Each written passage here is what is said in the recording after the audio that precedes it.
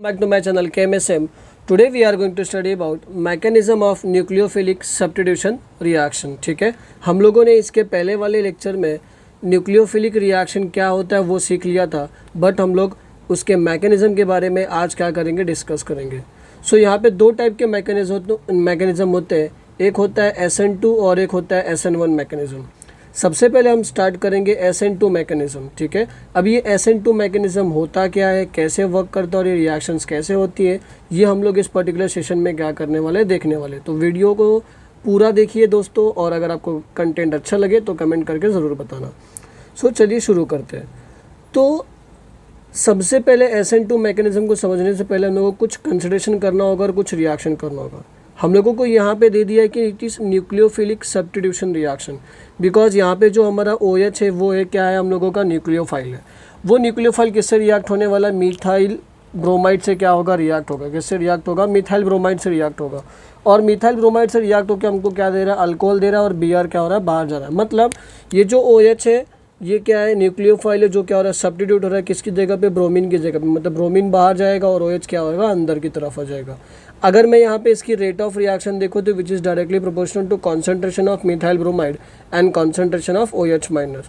और अगर मैं रेट देखूंगा तो मुझे यहाँ से दिखाई देगा rate equals to K concentration of methyl bromide into concentration of hydroxide ion. तो यहाँ से मुझे पता चल रहा है कि जो मेरा रिएक्शन है वो क्या है, सेकेंड ऑर्डर है। बट ये कैसे पता चल रहा है, इसका ये मतलब है कि जो मेरा पूरा का पूरा रिएक्शन है वो मेरा इस पर्टिकुलर CH3Br के ऊपर एंड OH माइनस के ऊपर पूरा का पूरा क्या कर रहा है, डिपेंड कर रहा है।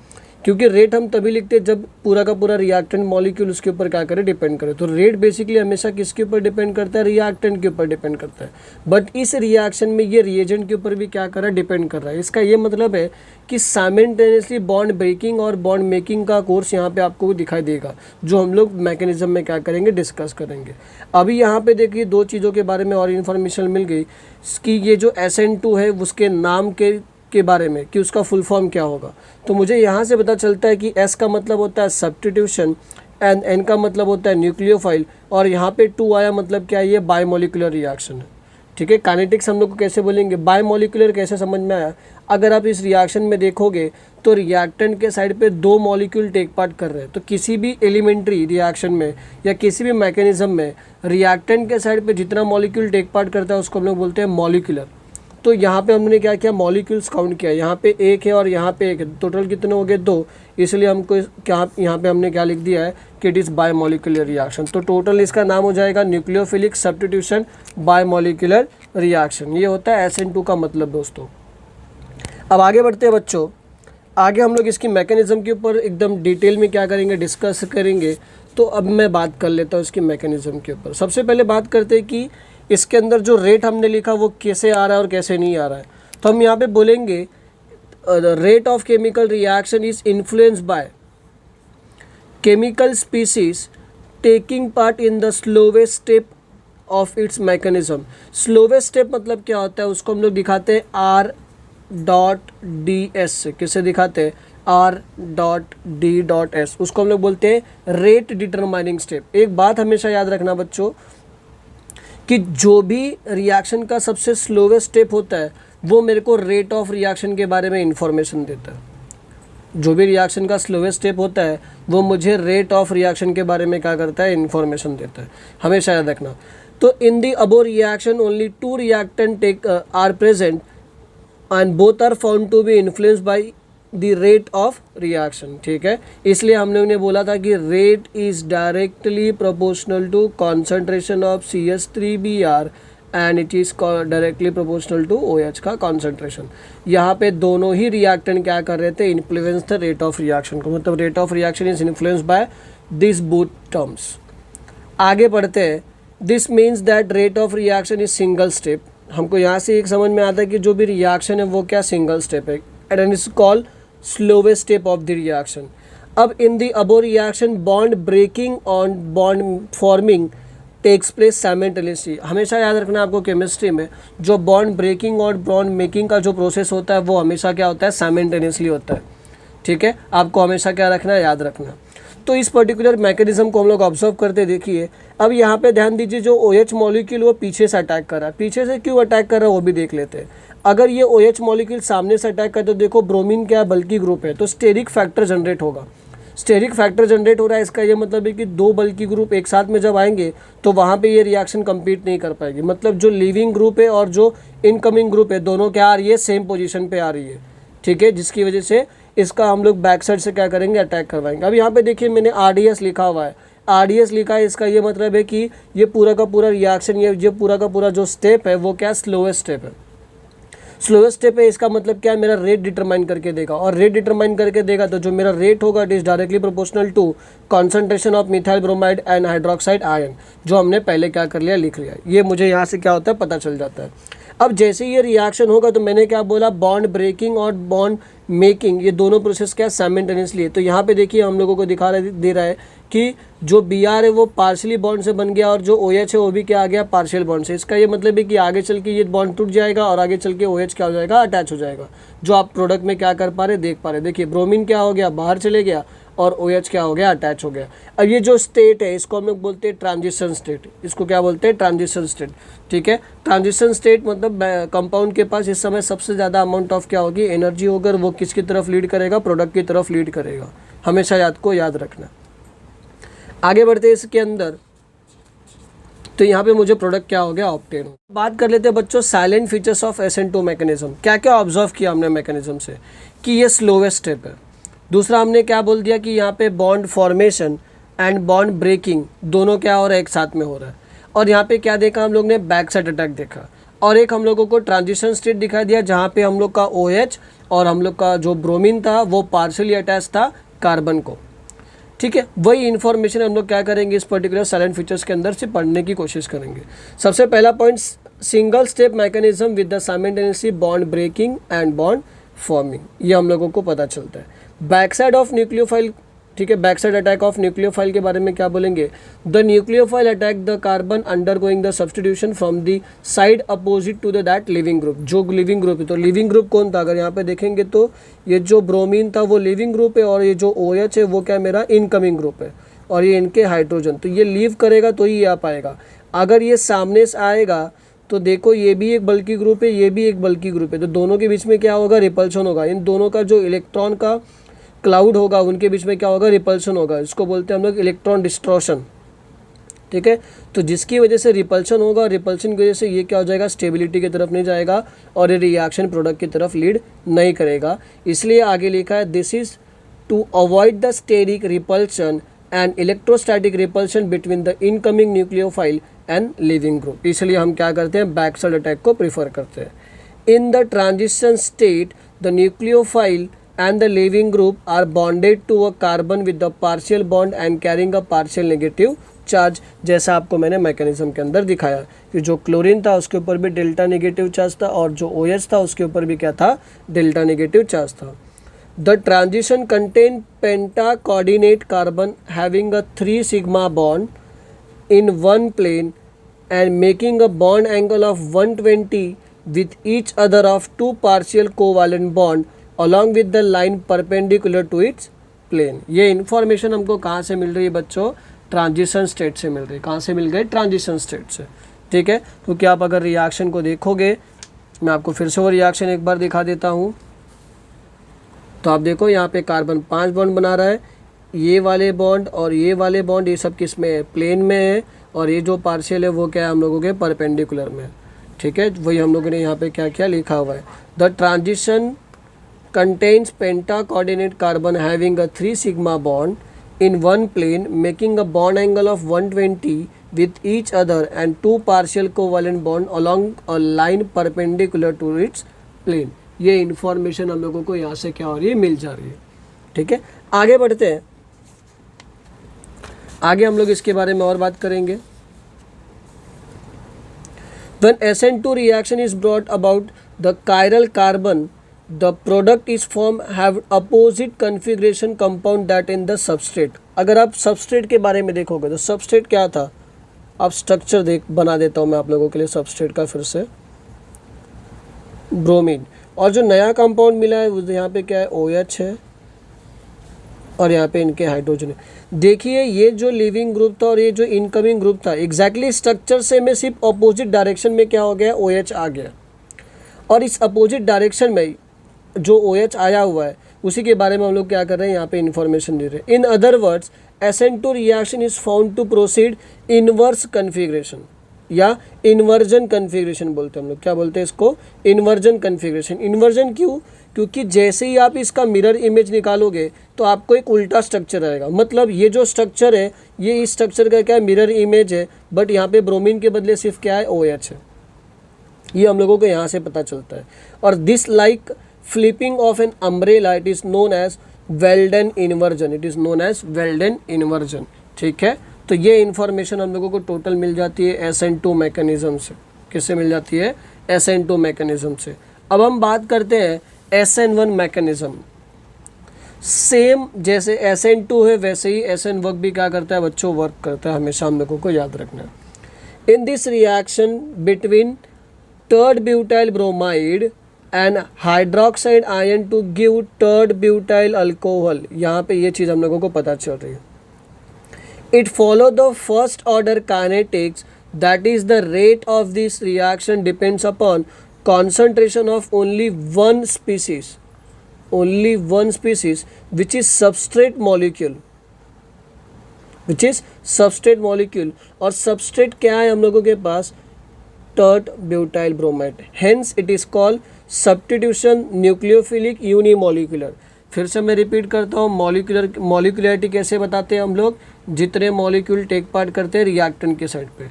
अब यहाँ पे देखो, आप तो बोलते होगे कि सर आपने तो यहाँ पे OH लिखा हुआ है। हाँ मैंने लिखा है, बट ये आपको तो रिएक्शन दिख रहा है ना, इसके पीछे क्या हो रहा है वो तो हम मैकेनिज्म में सीखेंगे।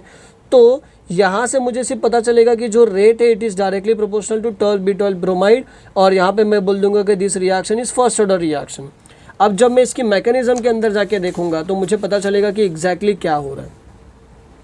अभी आप मैकेनिज्म के अंदर देखेंगे तो जो पहला स्टेप होता है वो मेरा स्लोवेस्ट स्टेप होता है, और हमारा जो स्लोवेस्ट स्टेप होता है वही हमारा क्या करता है, रेट डिसाइड करता है।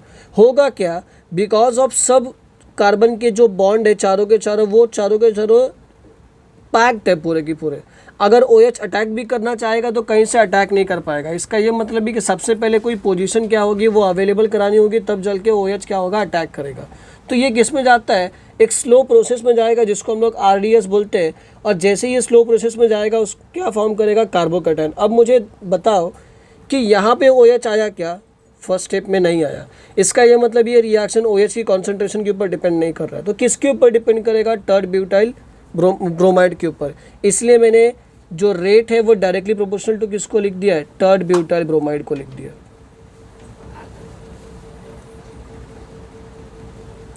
टर्ट ब्यूटाइल ब्रोमाइड, ठीक है, इसलिए हमने किस में लिख दिया, टर्ट ब्यूटाइल ब्रोमाइड के अंदर लिख दिया। अब स्टेप 2 के अंदर जो हम लोगों को कार्बोकैटायन इंटरमीडिएट मिला था, अब उसके ऊपर क्या होगा, OH अटैक कर सकता है। OH अब दोनों साइड से अटैक कर सकता है। It may be attack from front side, it may be attack from back side. Back side से भी अटैक कर सकता है, अब कोई रोक टोक नहीं है। तो दोनों साइड से अटैक करेगा। हम हमारे सिलेबस के हिसाब से कैसे दिखा रहे हैं, फ्रंट साइड अटैक दिखा रहे हैं। तो जैसे ही फ्रंट साइड से अटैक करेगा तो जहाँ से लिविंग ग्रुप निकला था वहीं पे क्या हो गया, इनकमिंग ग्रुप OH भी क्या हो गया, बैठ गया। तो ये हम लोगों का मैकेनिज्म।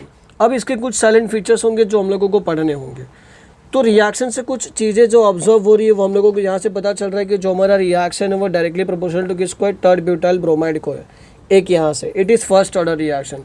कार्बोकैटायन प्रोसीड करता है या फॉर्म करता है रिएक्शन के अंदर, उसी कार्बोकैटायन के ऊपर OH अटैक करता है। OH दोनों साइड से अटैक कर सकता है, फ्रंट और बैक साइड दोनों साइड से क्या करेगा, अटैक करेगा।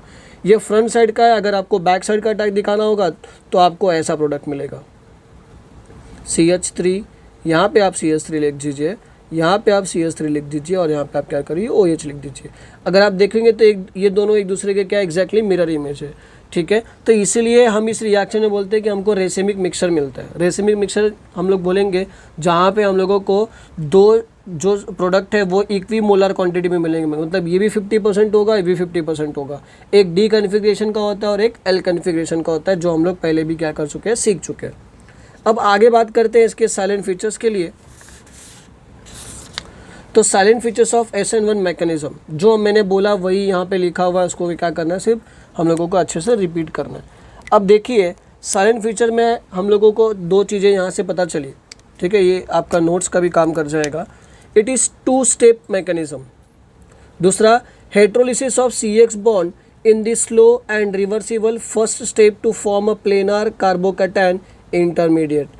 ठीक है, हेट्रोलिसिस क्यों? क्योंकि बॉन्ड अनइक्वल ब्रेकिंग हुआ, इसीलिए कार्बन के ऊपर पॉजिटिव चार्ज आया और हेलोजन के ऊपर क्या आया? निगेटिव चार्ज आया। ठीक है, attack of the nucleophile on the carbocation intermediate in the fast and second step. ठीक है, पहला स्टेप अगर स्लो था तो सेकेंड स्टेप क्या होगा? फास्ट होगा, and form the product.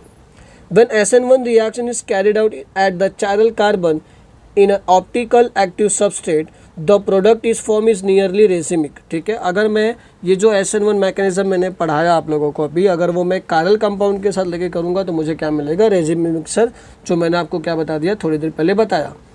This indicate that the SN1 reaction proceed mainly with the racemisation. This means both the enantiomer of product are formed almost equal amount, जैसे मैंने आपको बता दिया 50-50%। Nucleophile can be attacked in a planar carbocation from either side, which result in the formation of both enantiomer of the product। Other side का मतलब it can be attack from the front side, it can be attack from the back side। Front side से करोगे तो वैसे ही structure मिलेगा, back side से करोगे तो उसका मिरर इमेज आपको दिखाई देगा। इसलिए बार बार हम यहाँ पे क्या कर रहे हैं? enantiomer के बारे में बोल रहे हैं आपको। आगे बढ़ते, अब हमारे दोनों मैकेनिज्म तो हो गए, SN1 और SN2 मैकेनिज्म तो हो गया। अब इसके ऊपर जो फैक्टर्स थे वो कौन कौन से थे जो इन्फ्लुएंस कर रहे थे? Factor influence SN1 and SN2 mechanism. तो 3 फैक्टर्स के ऊपर हम लोग बात करेंगे, nature of substrate, nucleophilicity of reagent और सॉल्वेंट पोलैरिटी।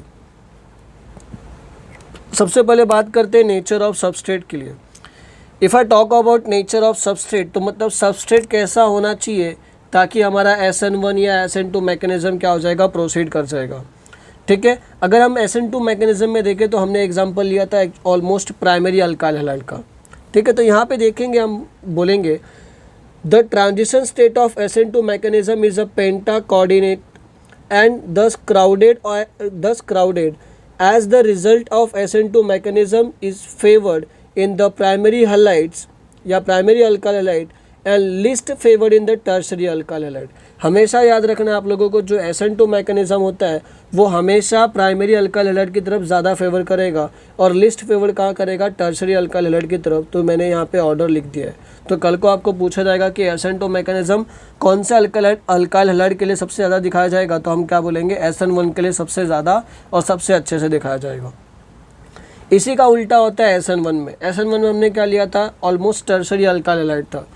तो a planar carbocation intermediate is form in SN1 reaction. It has no steric and crowding and bulky group and can be easily accommodate in a planar carbocation. SN1 mechanism is most favored in the tertiary alkyl halide and least favored in a primary alkyl halide। इसलिए मैंने order क्या लिख दिया? Tertiary, secondary और primary.